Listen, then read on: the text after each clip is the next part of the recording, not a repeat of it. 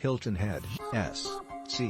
When Jordan Spieth finished his final round at the RBC Heritage by holing a 10-foot birdie putt to reach 13 under and take the clubhouse lead with a closing 66, he made his way to the scoring shack and was greeted by a group of about 40 delirious children. As he signed his scorecard, the chants came from outside, "Spieth! Spieth!"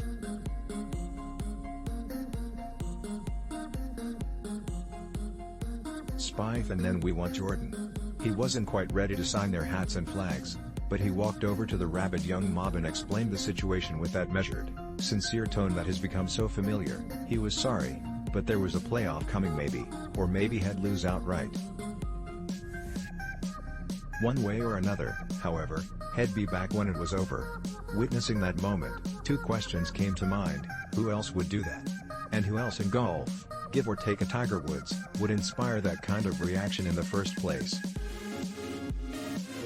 A moment later, the epiphany: he inspires that kind of reaction because he's the kind of person who would take the time to explain to a group of kids why he couldn't stay.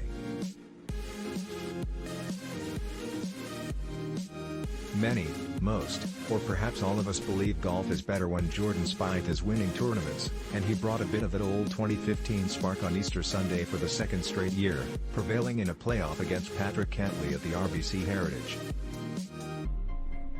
On the first playoff hole, in the shadow of the iconic Harbortown Lighthouse, as the sky grew darker and the air thicker with the dual promises of night and rain, both players went from the fairway to the bunker on their approaches.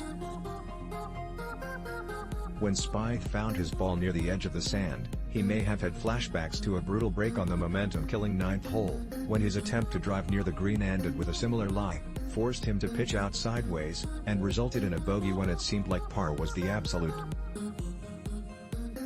This time, though, he had clearance, and the wheel of misfortune had spun back to Cantlay, whose ball was in a Friday, sunny side down. Spieth nearly holed out, tapped in for par as the world held its breath, and then watched as Cantlay pushed his shot well past the hole and couldn't make the comebacker. That unleashed it all: the cheers, the hug with Michael Greller, the meeting with wife Annie and their new baby Sammy, and dozens of horrendous resurrection jokes on Twitter for the second year in a row.